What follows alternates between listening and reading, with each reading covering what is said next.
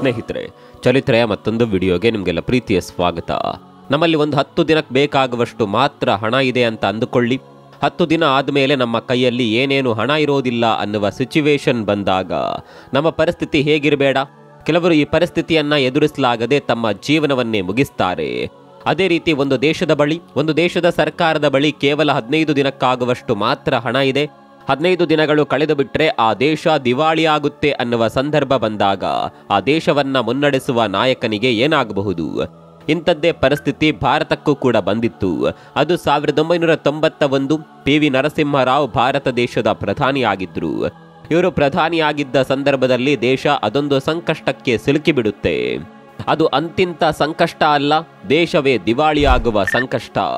ಇನ್ನು 15 ದಿನ ಆದಮೇಲೆ ಒಂದಿಡೀ ದೇಶವನ್ನೇ ಗಿರವಿ ಇಡಬೇಕಾದ ಪರಿಸ್ಥಿತಿ ನಿರ್ಮಾಣವಾಗಿತ್ತು.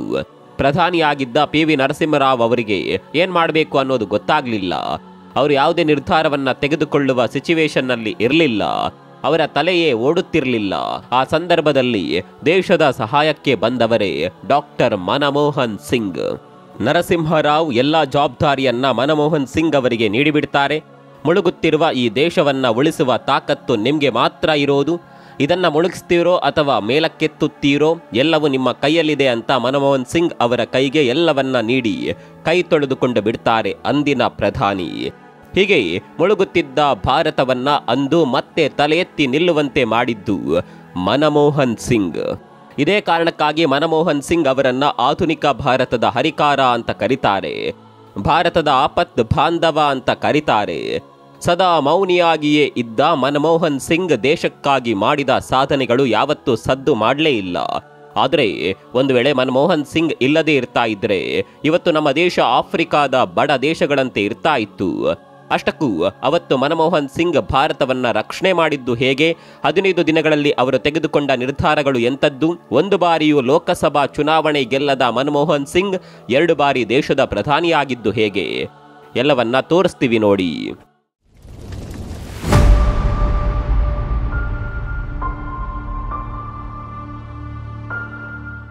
ಅಧಿಕಾರ ಯಾರ ಕೈಯಲ್ಲಿರಬೇಕೋ ಅವರ ಕೈಯಲ್ಲಿದ್ರೇನೆ ಚಂದ. ಜನರು ಮತ ಹಾಕಿ ಗೆಲ್ಲಿಸಿಬಿಟ್ರು ಅಂತ ಅಧಿಕಾರದ ಪಟ್ಟದಲ್ಲಿ ಹೋಗಿ ಕುಳಿತುಕೊಂಡು ಬಿಟ್ಟರೆ ದೇಶವನ್ನ ಮುನ್ನಡೆಸಲು ಸಾಧ್ಯವೇ ಇಲ್ಲ. ದೇಶವನ್ನು ಹೇಗೆ ಮುನ್ನಡೆಸಬೇಕು ಅನ್ನುವ ಸಾಮಾನ್ಯ ಜ್ಞಾನ ಇದ್ದವನಿಗೆ ಮಾತ್ರ ದೇಶದ ನಾಯಕತ್ವ ವಹಿಸಿಕೊಳ್ಳೋದಕ್ಕೆ ಸಾಧ್ಯ.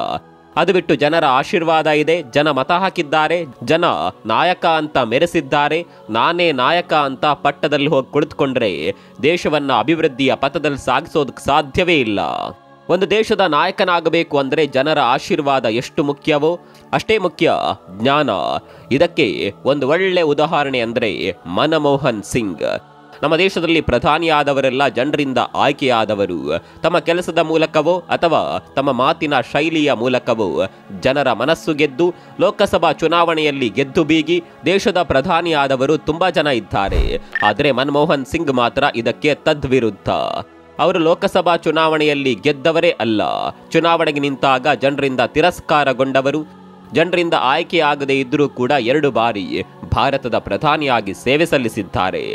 ಅವರು ಪ್ರಧಾನಿಯಾಗಿದ್ದು ಹೇಗೆ ಅನ್ನೋದನ್ನ ಹೇಳ್ತೀವಿ. ಅದಕ್ಕೂ ಮುನ್ನ 1991ರಲ್ಲಿ ಮನಮೋಹನ್ ಸಿಂಗ್ ಮಾಡಿದ್ದ ಮ್ಯಾಜಿಕ್ ಬಗ್ಗೆ ನಿಮ್ಗೆ ಗೊತ್ತಿರಲೇಬೇಕು. ನಾವು ಆರಂಭದಲ್ಲೇ ಹೇಳಿದಂತೆ ಅವತ್ತು ದೇಶದ ಬಳಿ ಇದ್ದಿದ್ದು ಕೇವಲ 15 ದಿನಕ್ಕಾಗುವಷ್ಟು ಹಣ ಮಾತ್ರ. ಯಾರಿಂದಲೂ ಲೋನ್ ತೆಗೆದುಕೊಳ್ಳೋಣ ಅಂದ್ರೆ ಲೋನ್ ಕೊಡೋದಕ್ಕೆ 1000 ಷರತ್ತುಗಳನ್ನ ಹಾಕಲಾಗಿತ್ತು. ಅದರಲ್ಲೂ ಪಾಶ್ಚಿಮಾತ್ಯ ದೇಶಗಳಂತೂ ನಿಮ್ಮ ದೇಶವನ್ನೇ ಅಡವಿಟ್ರೆ ನಾವು ನಿಮ್ಗೆ ಸಾಲ ಕೊಡ್ತೀವಿ ಅಂತ ಹೇಳಿಬಿಟ್ಟಿದ್ವು. ಪರಿಸ್ಥಿತಿ ಹೀಗಾದಾಗ ಅಂದಿನ ಪ್ರಧಾನಿ PV ನರಸಿಂಹರಾವ್ ಅವರಿಗೆ ಏನ್ ಮಾಡಬೇಕು ಅಂತಾನೆ ಗೊತ್ತಾಗೋದಿಲ್ಲ. ಆ ಸಂದರ್ಭದಲ್ಲಿ PV ನರಸಿಂಹರಾವ್ ಹೋಗಿದ್ದು ಮನಮೋಹನ್ ಸಿಂಗ್ ಅವರ ಬಳಿಗೆ. ಹಾಗಂತ ಮನಮೋಹನ್ ಸಿಂಗ್ ರಾಜಕಾರಣಿ ಆಗಿರಲಿಲ್ಲ. ಅವರಿಗೆ RBI ಗವರ್ನರ್ ಆಗಿ ಕೆಲಸ ಮಾಡಿದ್ದ ಅನುಭವ ಇತ್ತು ಅಷ್ಟೇ. ಇದೇ ನರಸಿಂಹರಾವ್ ಅವರ ತಲೆಗೆ ಹೊಳೆಯೋದು. ದೇಶ ಆರ್ಥಿಕ ಸಂಕಷ್ಟದಲ್ಲಿದೆ, ಇದು ನನ್ಗೆ ಅರ್ಥವಾಗ್ತಾ ಇಲ್ಲ, ಹೀಗಾಗಿ ಆರ್ಥಿಕತೆಯ ವಿಚಾರದಲ್ಲಿ ಅನುಭವ ಇರುವವರಿಗೆ ಜವಾಬ್ದಾರಿ ಕೊಟ್ಟರೆ ಏನಾದರೂ ಮಾಡಬಹುದು ಅನ್ನುವ ಯೋಚನೆ ಅಂದಿನ ಪ್ರಧಾನಿ ಅವರಿಗೆ ಬರುತ್ತೆ. ಕೂಡಲೇ ಮನಮೋಹನ್ ಸಿಂಗ್ ಅವರ ಬಳಿ ಹೋದ ನರಸಿಂಹರಾವ್ ವಿತ್ತ ಸಚಿವರ ಅಧಿಕಾರವನ್ನ ಅವರಿಗೆ ಕೊಟ್ಟು ಬಿಡ್ತಾರೆ. ಸ್ನೇಹಿತರೆ, ನಿಮ್ಗೆ ಗೊತ್ತಿರಲಿ, ಆ ಸಂದರ್ಭದಲ್ಲಿ ಭಾರತ ಸರ್ಕಾರ ಸ್ವಿಟ್ಜರ್ಲೆಂಡ್ನ ಯೂನಿಯನ್ ಬ್ಯಾಂಕ್ನಲ್ಲಿ 20 ಟನ್ ಚಿನ್ನ ಹಾಗೂ ಬ್ಯಾಂಕ್ ಆಫ್ ಇಂಗ್ಲೆಂಡ್ನಲ್ಲಿ 47 ಟನ್ ಚಿನ್ನವನ್ನ ಅಡ ಇಟ್ಟಿತ್ತು. ಪರಿಸ್ಥಿತಿ ಹೀಗಿರುವಾಗ ಮನಮೋಹನ್ ಸಿಂಗ್ ಅದೊಂದು ಮ್ಯಾಜಿಕ್ ಬಜೆಟ್ ಅನ್ನ ಮಂಡನೆ ಮಾಡಿಬಿಡ್ತಾರೆ. ಅವತ್ತು ಮನಮೋಹನ್ ಸಿಂಗ್ ಮಂಡಿಸಿದ್ದ ಬಜೆಟ್ ದೇಶದ ಚಿತ್ರಣವನ್ನೇ ಬದಲಾಯಿಸಿ ಬಿಡುತ್ತೆ. ಅವತ್ತು ಮನಮೋಹನ್ ಸಿಂಗ್ ಅಲ್ಲಿವರೆಗೆ ಭಾರತೀಯರು ಕೇಳದೇ ಇದ್ದ ಆ 3 ಶಬ್ದಗಳನ್ನ ಬಜೆಟ್ ಭಾಷಣದಲ್ಲಿ ಉದ್ಗಾರ ಮಾಡಿಬಿಡ್ತಾರೆ. ಅದೇ LPG ಅಂದ್ರೆ ಉದಾರೀಕರಣ, ಖಾಸಗೀಕರಣ ಮತ್ತು ಜಾಗತೀಕರಣ. ಇದೇ 3 ಶಬ್ದಗಳು ಮುಳುಗುತ್ತಿದ್ದ ಭಾರತವನ್ನ ಮೇಲಕ್ಕೆತ್ತಿದ್ದು. ಅಲ್ಲಿವರೆಗೆ ಎಲ್ಲವನ್ನ ಸರ್ಕಾರ ನೋಡಿಕೊಳ್ತಾ ಇತ್ತು, ಬೇರೆ ಯಾರಿಗೂ ಅವಕಾಶ ಇರಲಿಲ್ಲ. ಹೀಗಾಗಿ ಭ್ರಷ್ಟಾಚಾರಗಳು ಕೂಡ ತಾಂಡವವಾಡುತ್ತಿತ್ತು. ಮನಮೋಹನ್ ಸಿಂಗ್ LPG ನೀತಿಯನ್ನ ಜಾರಿಗೊಳಿಸುತ್ತಿದ್ದಂತೆ ಭಾರತಕ್ಕೆ ವಿದೇಶಿ ಕಂಪನಿಗಳ ಪ್ರವಾಹವೇ ನುಗ್ಗಿ ಬರುತ್ತೆ. ಭಾರತದಲ್ಲಿ ಹೊಸ ಯುಗ ಶುರುವಾಗುತ್ತೆ. ವಿದೇಶಿ ಹಾಗೂ ಭಾರತದ ಖಾಸಗಿ ಕಂಪನಿಗಳ ಸಹಭಾಗಿತ್ವದಲ್ಲಿ ದೊಡ್ಡ ಮಟ್ಟದ ಉದ್ಯೋಗಗಳು ಸೃಷ್ಟಿಯಾಗ್ತಾವೆ. ಕಾರ್ಪೊರೇಟ್ ಕೆಲಸ ದೇಶದಲ್ಲಿ ಸದೃಢ ಮಧ್ಯಮ ವರ್ಗವನ್ನ ಸೃಷ್ಟಿಸುತ್ತೆ. ಅಷ್ಟೇ ಅಲ್ಲ, ಜಾಗತಿಕ ಸ್ಪರ್ಧೆಯಲ್ಲಿ ತಮ್ಮ ಕೊಡುಗೆ ಸಲ್ಲಿಸುವ ಅವಕಾಶವನ್ನ ನೀಡುತ್ತೆ. ಅಂದು ಬಡ್ಡಿ ದರಗಳನ್ನ ಕೂಡ ಇಳಿಸಲಾಗಿತ್ತು. ವಿದೇಶಿ ಹಾಗೂ ಖಾಸಗಿ ಕಂಪನಿಗಳಿಗೆ ಮುಕ್ತ ಅವಕಾಶಗಳನ್ನ ನೀಡಲಾಯಿತು. ಈ ಐತಿಹಾಸಿಕ ನಿರ್ಧಾರದಿಂದ ದೇಶದ ಆರ್ಥಿಕತೆ ಮುಕ್ತ ಮಾರುಕಟ್ಟೆಯಾಯಿತು. ಭಾರತ ಈ ರೀತಿ ವಿದೇಶಿ ಹಾಗೂ ಖಾಸಗಿ ಕಂಪನಿಗಳಿಗೆ ಬಾಗಿಲು ತೆರೆಯುತ್ತಿದ್ದಂತೆ ವಿಶ್ವ ಬ್ಯಾಂಕ್ ಕೂಡ ಭಾರತಕ್ಕೆ ದೊಡ್ಡ ಮೊತ್ತದ ಸಾಲವನ್ನೇ ನೀಡುತ್ತೆ. ಇದನ್ನು ನೋಡಿದಂಥ ಬೇರೆ ಬೇರೆ ದೇಶಗಳು ಕೂಡ ಸಾಲ ನೀಡ್ತಾವೆ. ಇದರಿಂದ ಭಾರತ ದಿವಾಳಿ ಆಗೋದ್ರಿಂದ ಬಚಾವಾಗುತ್ತೆ. ಅಂದು ದೇಶ ಬಚಾವ್ ಆಗೋದ್ರ ಹಿಂದೆ ಮನಮೋಹನ್ ಸಿಂಗ್ ಅವರ ಪಾತ್ರವೇ ದೊಡ್ಡದಿತ್ತು. ಇದೇ ಕಾರಣಕ್ಕೆ ಮನಮೋಹನ್ ಸಿಂಗ್ ಅವರನ್ನ ಭಾರತದ ಆಪತ್ ಬಾಂಧವ ಅಂತ ಕರೀತಾರೆ. ಹೀಗೆ ದೇಶವನ್ನ ಬಚಾವ್ ಮಾಡಿದ ಮನಮೋಹನ್ ಸಿಂಗ್ರಿಂದ ಜನರ ಮನಸ್ಸನ್ನ ಗೆಲ್ಲೋದಕ್ಕೆ ಸಾಧ್ಯವಾಗುವುದಿಲ್ಲ. ಇದಕ್ಕೆ ಕಾರಣ ಅವರು ಮೌನವಾಗಿದ್ದಿರಬಹುದು. ಅವರ ಮಾತುಗಳಿಂದ ಅವರು ಸದ್ದು ಮಾಡಿದವರಲ್ಲ, ಕೆಲಸದಿಂದ ಸದ್ದು ಮಾಡಿದವರು. ಇದೇ ಕಾರಣಕ್ಕೆ ಅನಿಸುತ್ತೆ ಅವರು ಮಾಡಿದ ಕೆಲಸಗಳು ಜನರಿಗೆ ರೀಚ್ ಆಗಲೇ ಇಲ್ಲ. ಜನರು ಕೈ ಹಿಡಿಯದೇ ಇದ್ರೂ ಮೇಡಮ್ ಸೋನಿಯಾ ಗಾಂಧಿ ಮನಮೋಹನ್ ಸಿಂಗ್ ಅವರಿಗೆ ದೊಡ್ಡದೊಂದು ಅವಕಾಶವನ್ನೇ ಕೊಟ್ಟು ಬಿಡ್ತಾರೆ. 2004ರಲ್ಲಿ ನಡೆದ ಚುನಾವಣೆಯಲ್ಲಿ ಕಾಂಗ್ರೆಸ್ ನೇತೃತ್ವದ UPA ಭರ್ಜರಿ ಜಯ ದಾಖಲಿಸುತ್ತೆ.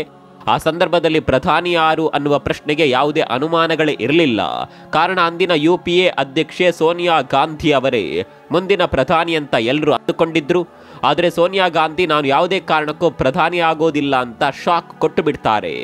ಹೀಗೆ ಸೋನಿಯಾ ಗಾಂಧಿ ತ್ಯಾಗ ಮಾಡಿದ ಸ್ಥಾನಕ್ಕೆ ಕಾಂಗ್ರೆಸ್ನ ಹಿರಿಯ ನಾಯಕರು ಬರಬಹುದು ಅಂತ ಎಲ್ಲರೂ ಅಂದುಕೊಂಡಿದ್ರು. ಆದರೆ ಸೋನಿಯಾ ಗಾಂಧಿ ಅವರು ಈ ವಿಚಾರದಲ್ಲಿ ಕೂಡ ಶಾಕ್ ಕೊಡ್ತಾರೆ. ರಾಜಕಾರಣದಲ್ಲಿ ಅಷ್ಟೇನು ಅನುಭವ ಇಲ್ಲದ ಮನಮೋಹನ್ ಸಿಂಗ್ ಅವರ ಹೆಸರನ್ನ ಪ್ರಧಾನಿ ಹುದ್ದೆಗೆ ಘೋಷಣೆ ಮಾಡಿಬಿಡ್ತಾರೆ. ಚುನಾವಣೆಯನ್ನೇ ಎದುರಿಸದ ಮನಮೋಹನ್ ಸಿಂಗ್ ಅವರನ್ನ ಪ್ರಧಾನಿಯಾಗಿ ಘೋಷಣೆ ಮಾಡಿದಾಗ ಎಲ್ಲರಿಗೂ ಶಾಕ್ ಆಗಿದ್ದಂತೂ ನಿಜ. ಇಲ್ಲಿ ಸೋನಿಯಾ ಗಾಂಧಿ ಮನಮೋಹನ್ ಸಿಂಗ್ ಅವರನ್ನ ಆಯ್ಕೆ ಮಾಡೋದ್ರ ಹಿಂದೆ ಕೂಡ ಮಾಸ್ಟರ್ ಪ್ಲಾನ್ ಇತ್ತು. ಬೇರೆ ಯಾರಾದರೂ ನಾಯಕರನ್ನ ಆಯ್ಕೆ ಮಾಡಿದ್ರೆ ಅದಕ್ಕೆ ವಿರೋಧ ವ್ಯಕ್ತವಾಗುವ ಸಾಧ್ಯತೆ ಇತ್ತು. ಆದರೆ ಮನಮೋಹನ್ ಸಿಂಗ್ ಅವರ ವಿಚಾರದಲ್ಲಿ ಹೀಗಾಗೋದಿಲ್ಲ ಅನ್ನೋದು ಸೋನಿಯಾ ಗಾಂಧಿ ಅವರಿಗೆ ಚೆನ್ನಾಗಿಯೇ ಗೊತ್ತಿತ್ತು. ಕಾರಣ ಮನಮೋಹನ್ ಸಿಂಗ್ ಅಜಾತ ಶತ್ರುವಾಗಿದ್ದವರು. ಮುಂದಿನ ಬಾರಿ UPA ಸರ್ಕಾರ ಬಂದಾಗ ಕೂಡ ಮನಮೋಹನ್ ಸಿಂಗ್ ಅವರೇ ಪ್ರಧಾನಿ ಆಗ್ತಾರೆ. ಆದರೆ ಇವರು ಕೇವಲ ಹೆಸರಿಗೆ ಮಾತ್ರ ಪ್ರಧಾನಿ, ಸೋನಿಯಾ ಗಾಂಧಿ ಅವರ ತಾಳಕ್ಕೆ ತಕ್ಕಂತೆ ಕುಣಿಯಬೇಕಾಗಿತ್ತು ಅನ್ನುವ ಆರೋಪ ಕೂಡ ಇದೆ. ಅದೇನೇ ಇರಲಿ, ದೇಶದ ಅಜಾತ ಶತ್ರು ಮನಮೋಹನ್ ಸಿಂಗ್ ಈಗ ಮೌನಕ್ಕೆ ಜಾರಿದ್ದಾರೆ. ಆದರೆ ಅವರು ಮಾಡಿದ ಕೆಲಸಗಳು ಯಾವತ್ತಿಗೂ ಶಾಶ್ವತ. ಈ ಬಗ್ಗೆ ನಿಮ್ಗೆ ಏನನ್ಸುತ್ತೆ ಕಾಮೆಂಟ್ ಮಾಡಿ.